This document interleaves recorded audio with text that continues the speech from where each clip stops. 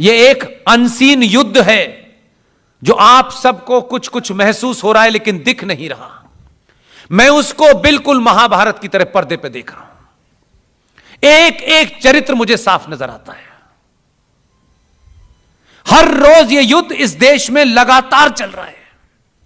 मदरसे से पढ़ने वाला आदमी और शिशु मंदिर से पढ़ने वाला आदमी, दोनों में एक फर्क है।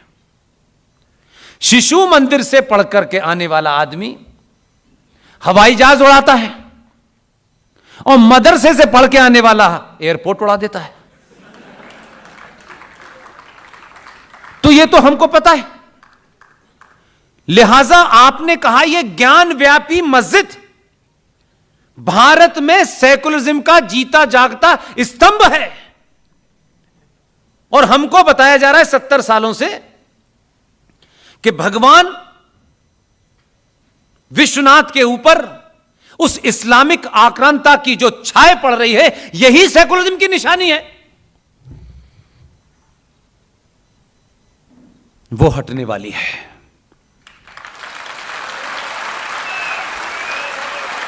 हटेगी। और आपके बीच में कह के जा रहा हूं, दोनों जगह ऐसे लोग हैं जो बहुत सारे ठेकेदार संगठनों की सुन नहीं रहे हैं। इसलिए मुझे पूरी उम्मीद है यह काम 100% होगा। हम उस तरफ चल पड़े हैं। लिहाजा मैं मानता हूं कि आज भी थोड़ा ज्यादा धैर्य रखिए। उत्तर प्रदेश के लोगों ने धैर्य रखा लेकिन धैर्य खो भी दिया है। इसलिए कि 303 से 264 इसलिए नहीं हुआ है कि विरोधी मजबूत थे। आपके अंदर कुछ बीमारी फिर शुरू हुई कास्ट की। आप टेक्निकली किनारे पे आ गए हैं। यह गलती मत कीजिएगा। आपको सत्ता के बारे में सिर्फ अखबार से पता चलता है, जो अखबार को 0-1 पॉइंट पता नहीं होता। इसलिए वहां की जो कॉम्प्लेक्सिटीज हैं उस पे थोड़ा धैर्य रखिए। ये जल्दबाजी मत कीजिए। इसलिए जो सबसे भयानक कानून है उसकी चर्चा भी मैं आपसे इसलिए करने आया हूं कि उसे पूरे देश भर में अगर मुझ में सामर्थ्य और शक्ति रही, कोई कोना नहीं छोड़ूंगा जहां चिल्लाऊंगा नहीं जाके। क्योंकि हो सकता है कि बहुत सारी बात आपको बहुत देर में पता चले। आप कुछ उसमें पार्टिसिपेट करें न करें, यह आपकी जिम्मेदारी है। आप उसमें अपनी भूमिका क्या समझते हैं यह आपको तय करना है। मुझे अपनी जो भूमिका लगती थी मैंने की, और इस देश के हर शहर में एक मदन पारिख पैदा हो गया, उन्होंने अपनी भूमिका तय कर ली। इसके लिए कोई रॉकेट साइंस नहीं थी कि जब तक हम संसद में नहीं जाएंगे तब तक कुछ नहीं होगा। जो जहां है, जिस भी भूमिका में है, वो खुद तय करे कि मैं इसमें क्या कर सकता हूं।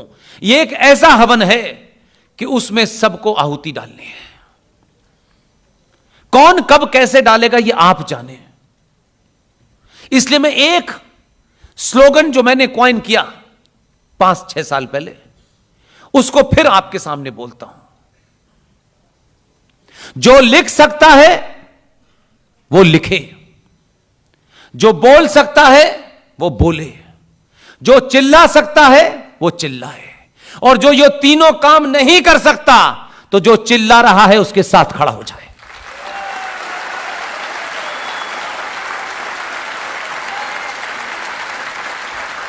अलग अलग जगह अलग अलग बहुत सारे लोग काम कर रहे हैं। इसलिए आप जिस विषय में न जाने, सार्वजनिक मंचों से उसके बारे में आने वाली नस्लों और अपने बच्चों को गलत परिभाषा न बताएं, क्योंकि आपको यह शौक हो गया है कि हम जिस चीज के बारे में नहीं जानते उसके बारे में भी हमें पता है और हमें बोलना जरूरी है। कुरान पढ़ा नहीं आपने, इस्लाम के बारे में जानते नहीं आप, लेकिन इस्लाम पे आप अथॉरिटी हैं। इसलिए सुनी सुनाई बातों का प्रचार मत कीजिएगा। इसलिए छोटी छोटी क्षणिक क्षणिक मोमेंटरी चीजों पे आप खुश हो जाते हैं। खुशी को संभाल के रखिए। जब खुश होने का समय आए तो इतनी देर तक खुश होइए कि इस देश के गद्दार, इस देश के देशद्रोही आपकी खुशी देख के ही मर जाएं।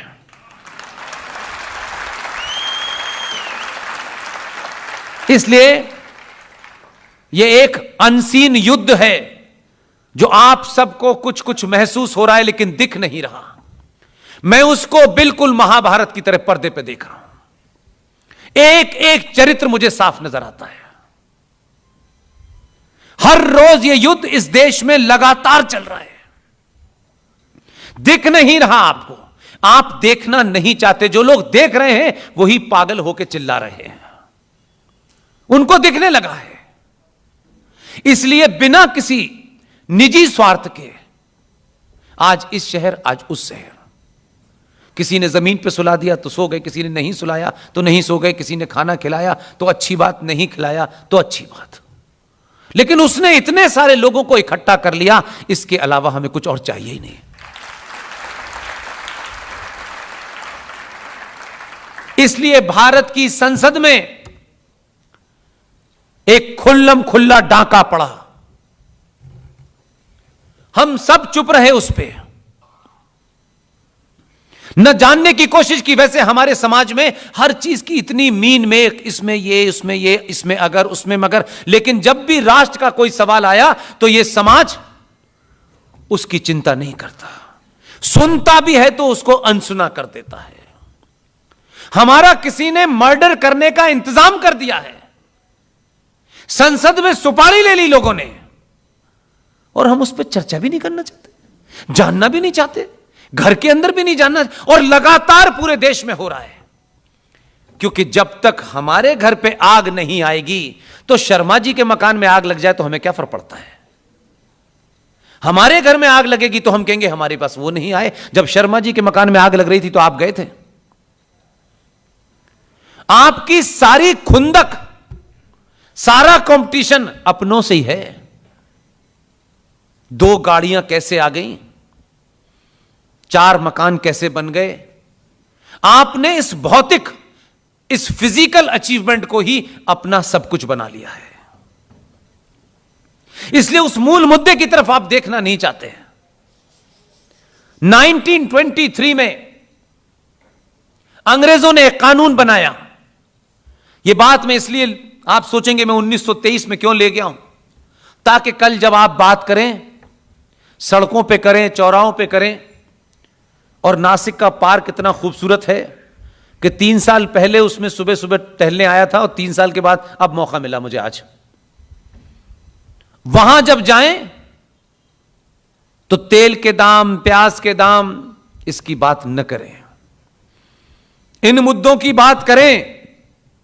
इस मुद्दे को चर्चा का विषय बनाएं, सामूहिक तौर पे बनाएं कि 1923 में अंग्रेजों ने एक कानून बनाया था, वक्फ प्रॉपर्टी एक्ट।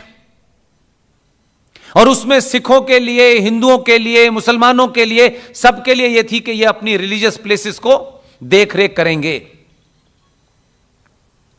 अंग्रेज चले गए। फूल वाले चचा ने 1956 में उसमें अमेंडमेंट कर दिया।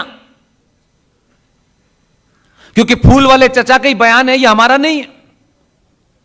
वो तमाम बातें कहते हैं मैं कल्चरली अंग्रेज हूं, प्रैक्टिकली मुसलमान हूं और एक्सीडेंटली हिंदू हूं। यह उनका कहना है, मेरा कहना नहीं। यह एक्सीडेंट कहां हुआ वो जगह नहीं पता चल रही, हमको नहीं पता। हम ढूंढ रहे हैं कि यह एक्सीडेंट जहां हुआ था जगह पता चल जाए, नहीं पता चल रही। खैर, ये उनका निजी मामला है, वो एक्सीडेंटल है या कैसे हैं भगवान जाने।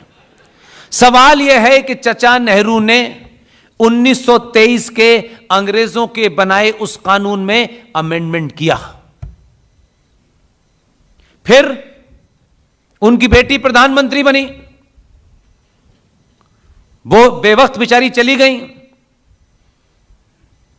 खानदान का विरासत थी भारत पे, क्योंकि ये तो प्रॉपर्टी थी उनकी।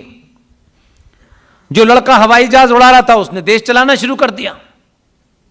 1985 में राजीव गांधी ने वक्फ प्रॉपर्टी एक्ट के अंदर फिर दोबारा से अमेंडमेंट किया।